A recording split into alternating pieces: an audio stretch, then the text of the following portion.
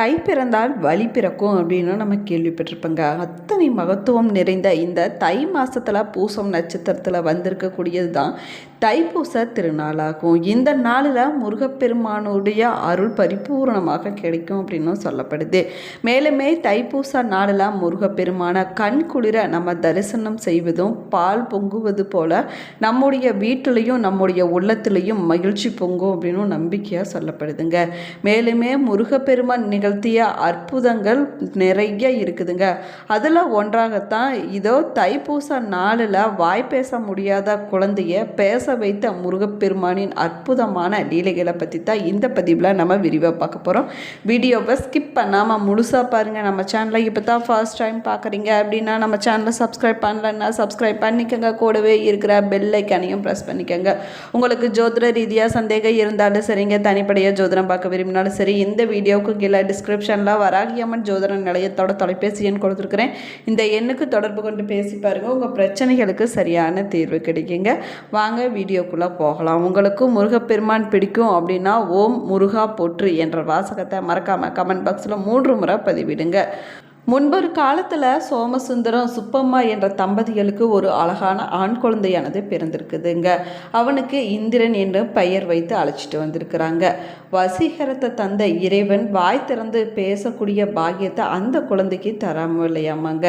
மற்ற குழந்தைகள் எல்லாம் நன்றாக பேசும்போது தன்னுடைய மகன் இந்திரன் பேச முடியாமல் அவதிப்படுகிறானே, அவன் நம்மை அம்மா அப்பா என்று அழைக்க மாட்டானா, அவனுடைய எதிர்காலம் என்ன ஆகும் என்று இந்திரனுடைய பெற்றோர் வருத்தப்பட்டிருக்கிறாங்க. காலமும் நேரமும் கூடி வந்தால் வராத சொந்தங்களும் வரும், கிடைக்காத செல்வங்களும் கிடைக்கும். அப்படியே சிறுவன் இந்திரனுக்கும் விடிவு காலமானது வந்திருக்குதுங்க. ஒரு முறை குகஸ்ரீ அருணாச்சல அறநடிகள் என்ற சிறந்த வரகவியை பற்றி கேள்விப்பட்டு இந்திரனுடைய பெற்றோர்கள் மகனை அழைத்து கொண்டு அறநடிகளை சந்திக்க சென்றிருக்கிறாங்க. தங்களுடைய மகனுடைய குறைகளை பற்றி அவரிடம் சொல்லியிருக்கிறாங்க. அவர் அதுக்கு கவலைப்பட வேண்டாம், முருகனுடைய கருணை உங்கள் மகனுக்கு இருக்கிறது அப்படின்னு சொல்லியிருக்கிறாருங்க. நிச்சயமாக உங்களுடைய மகன் பேசுவான் அப்படின்னு நம்பிக்கையாக சொல்லியிருக்கிறாரு. அதே போல் தைப்பூச நாளன்னைக்கு உங்களுடைய மகனை பால் காவடி எடுத்துட்டு போக சொல்லுங்க.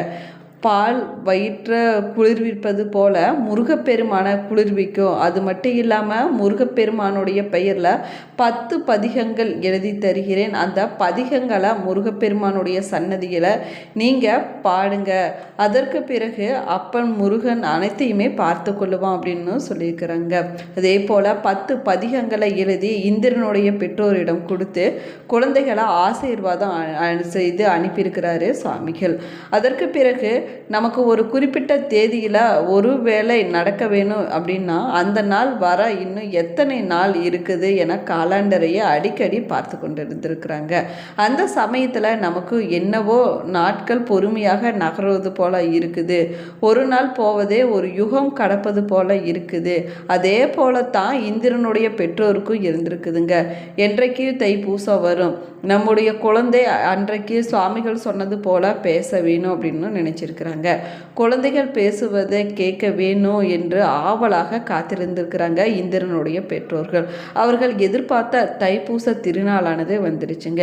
இந்திரனை பால் குடம் எடுக்க செஞ்சிருக்கிறாங்க. பால் குடம் எடுத்த பிறகு சிறுவன் இந்திரனை அழைத்து கொண்டு முருகன் சன்னதியில் நின்று சோமசுந்தரரும் அவருடைய மனைவி சுப்பம்மாவும் அறநடிகள் எழுதி கொடுத்த 10 பதிகங்களை நம்பிக்கையுடன் பாடியிருக்கிறாங்க. அப்போது பார்த்தீங்கன்னா அந்த அற்புதத்தை நிகழ்த்தி காட்டியிருக்கிறாருங்க கந்த கடவுள். ஸ்ரீ அருணாச்சல அறநடிகள் சொன்னது போலவே 10வது பதிகத்தை மனமுருகி பாடி முடித்தவுடன் அவரது பேச முடியாமல் அவதிப்பட்ட சிறுவன் இந்திரன் பார்த்திங்கன்னா முருகப்பெருமானுடைய அருளால் அம்மா அப்பா என்றும் தாய் தந்தையை அழைச்சிருக்கிறாரு. இப்படிப்பட்ட அற்புதங்களை சர்வ சாதாரணமாக முருகப்பெருமான் நிகழ்த்தி முடிச்சிருக்கிறாரு. மேலுமே நம்பியவர்களை காக்கக்கூடிய கண்கண்ட தெய்வமாக இருக்கக்கூடியவர் கந்த கடவுள் ஆவாருங்க. தைப்பூச நாளில் முருகப்பெருமானுக்கு பால் குடம் இல்லைன்னா காவடி எடுத்து முருகப்பெருமானை வழிபட்டோம்னா நடக்கவே நடக்காது அப்படின்னு சொல்லக்கூடிய காரியங்கள் கூட நிச்சயமாக நடைபெறுங்க. முருகனுடைய அருளும் பரிபூர்ணமாக கிடைக்குங்க. இந்த சிறப்பாக சொல்வதற்காக ஏற்படுத்தப்பட்டதாக குன்றக்குடிக்கு காவடி எடுத்தாலும் நடக்காது அப்படின்னு சொல்லுவாங்க. இதற்கு காரணம் என்னன்னு பார்த்தீங்கன்னா, குன்றக்குடி காவடி எடுத்தோம்னா நடக்காத விஷயமே கிடையாது. அதுதாங்க உண்மையும் கூட. இந்த ஆண்டு தைப்பூச திருநாள் பிப்ரவரி 1ஆம் தேதி ஞாயிற்றுக்கிழமை அன்னைக்கு வர இருக்குதுங்க. அன்றைய நாள் காலை 4:41 மணிக்கு தொடங்கி பிப்ரவரி 2ஆம் தேதி காலை 4:43 வரை பௌர்ணமி திதி அன்னதி இருக்குது. அதே போல் பிப்ரவரி 1ஆம் தேதி அதிகாலை 1:54 மணிக்கு தொடங்கி பிப்ரவரி 2ஆம் தேதி அதிகாலை 1:01 மணி வரைக்கும் பூச நட்சத்திரமானது இருக்குதுங்க. இதனால் பிப்ரவரி 1ஆம் தேதி அன்னைக்கு அதிகாலையிலே எந்திரிச்சு குளித்து விட்டு பக்தர்கள் விரதத்தை தொடங்கிவிட வேண்டும் அப்படின்னு சொல்லப்படுதுங்க. தைப்பூச நாளில் விரதம் இருந்து வழிபட்டோம்னா தீராத பிரச்சனைகள் தீர்ந்து விடுங்க. துன்பங்கள் அனைத்துமே விலகி விடுங்க. அதே போல் உறவுகளுக்குள்ளே இருந்து வந்த பகை நிலையானது மாறி உறவுக்குள்ளே ஒற்றுமையானது அதிகரிக்கும் அப்படின்னு சொல்லப்படுது. தீமைகளிலிருந்து விடுபட முடியுங்க. முருகப்பெருமானுடைய அருளும் பாதுகாப்பு எப்பொழுதும் நமக்கு நிரந்தரமாக இருக்கும் அப்படின்னு நம்பிக்கையாக சொல்லப்படுதுங்க. தை மாதத்தில் வரக்கூடிய பௌர்ணமியும் பூச நட்சத்திரமும் ஒன்று சேர்ந்து வரக்கூடிய இந்த நாள் தாங்க தைப்பூச திருநாளாக கொண்டாடப்படுது.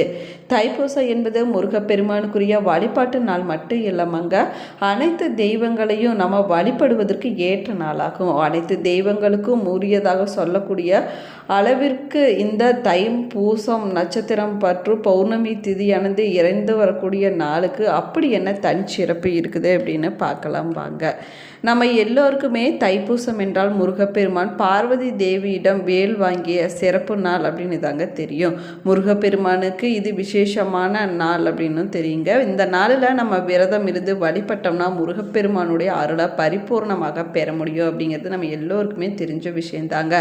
ஆனால் உண்மையில் இந்த நாள் முருகப்பெருமானுக்கு மட்டும் இல்லைங்க, மற்ற கடவுள்களுக்கும் சிறப்பு வாய்ந்த நாளாகவும் நம்மள நிறைய பேத்துக்கு பார்த்திங்கன்னா தெரியாமல் இருக்குது. தைப்பூசத்தோடைய சிறப்புகள் என்ன அப்படின்னு பார்க்கலாம் வாங்க. தைப்பூசம் முருகப்பெருமான் வழிபாட்டிற்கு மட்டும் இல்லைங்க, சிவ வழிபாட்டிற்கும் சக்தி வழிபாட்டிற்கும் குரு வழிபாட்டிற்கும் ஏற்ற நாளாகுங்க.